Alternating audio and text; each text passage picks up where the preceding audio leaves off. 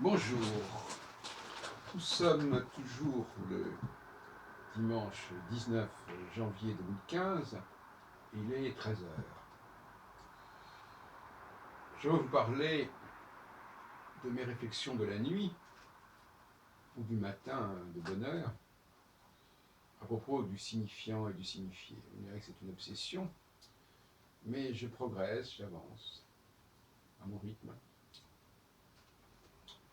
Je dirais qu'il me semblait qu'il fallait employer un autre mot pour clarifier les choses. Le mot définissant. Un définissant. Je préfère le mot définissant au mot signifié. Et là, il y a un paradoxe qui est intéressant. C'est que dans ce jeu entre le participe présent et le participe passé, qui a été introduit par Saussure, signifiant est un participe présent et signifiant un participe passé, eh bien, on peut inverser les choses en disant que le signifié, qui est un participe passé, devient un participe présent sous la forme du définissant. Et que le signifiant, qui est un participe présent, devient un participe passé sous la forme du défini. Donc le définissant sert à définir, le signifié sert à préciser le signifiant. Et donc, d'une certaine manière, il a aussi une vocation de participe présent, le signifié. Ce n'est pas réservé au signifiant. C'est une première erreur. Deuxièmement, on ne peut pas dire que le signifiant, ce sont des mots, et le signifié, ce sont des choses. Non. Les signifiés sont également des mots, presque toujours.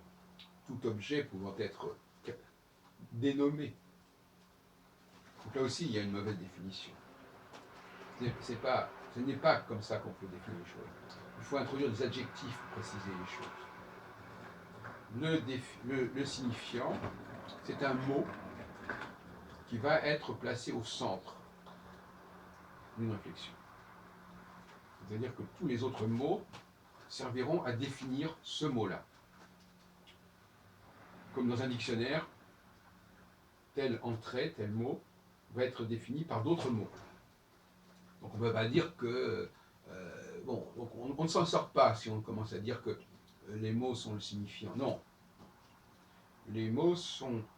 Il y a des mots qui sont définis et des mots qui sont définissants. À un moment donné, à un moment X, un instant T. À un autre moment, ça peut être l'inverse. Tel mot qui était définissant devient défini, tel mot qui était défini devient définissant. Donc c'est tout à fait, c'est une espèce de chaise musicale. Il y a un roulement. À un moment donné, quel est le signifiant? Quel est l'élément central? Quel est l'élément porteur? Vers quoi va-t-on focaliser l'énergie? À partir de ce moment-là, tous les autres facteurs sont des définissants du défini, qui est le signifiant. Ils vont contribuer, ils vont servir à préciser, à définir le signifiant en question, qui aura été mis sur la sellette en quelque sorte. Donc, il y a beaucoup à travailler dans ce domaine-là. Hein. Ce n'est pas au point. Le système qu'on nous présente depuis un siècle n'est pas au point. Signifiant, signifié, qu'est-ce que ça veut dire en soi? Ça ne veut rien dire. Enfin. Et même la partie présente, la partie passée, ça ne veut rien dire parce que c'est une question de jeu de rôle.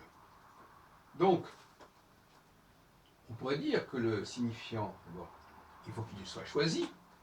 Il faut que parmi tous les mots, on choisisse un mot et qu'on va dire ce mot-là sera le mot à définir, le mot à préciser.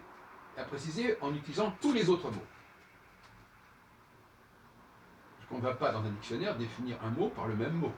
Pas de sens. On définit forcément par d'autres mots que le mot qui doit être défini. C'est pas logique. Donc, on peut dire aussi, on peut transposer cette image au niveau du collectif. Il y a un phénomène de choix.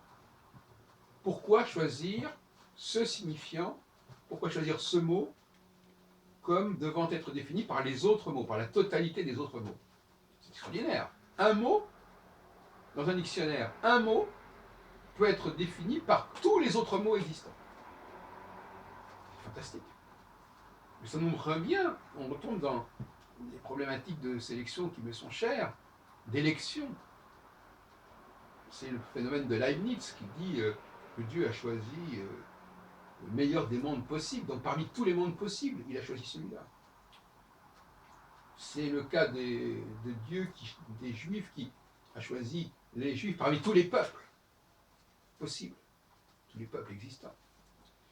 Donc, ce choix du mot, par exemple dans un café philo, dans une réunion, dans un ensemble, d'une société, ce choix du mot, ce choix d'un personnage aussi, parce qu'après tout, l'élection d'un président public, par exemple, on choisit parmi 66 millions de Français un personnage, un seul, qui sera défini, qui sera jugé, en quelque sorte, par les autres, par les 66 millions moins un, si on peut dire, pour plaisanter.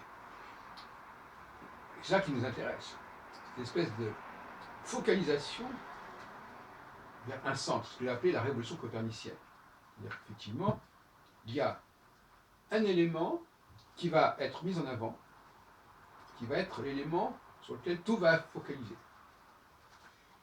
Et à chaque fois, ça peut être tout à fait un autre élément, un autre facteur, un autre signifiant. La position centrale, effectivement, dans ce sens-là, elle est relative, elle est ponctuelle, elle est liée à un moment donné. À un autre moment, ce qui a été défini n'est plus à définir. Et donc il va servir de définissant, et on va choisir un autre mot à définir, un autre signifiant à définir, par le biais des signifiés qui lui sont associés. Donc j'ai voulu créer une linguistique dynamique, une linguistique cyclique, je dirais, tout à fait.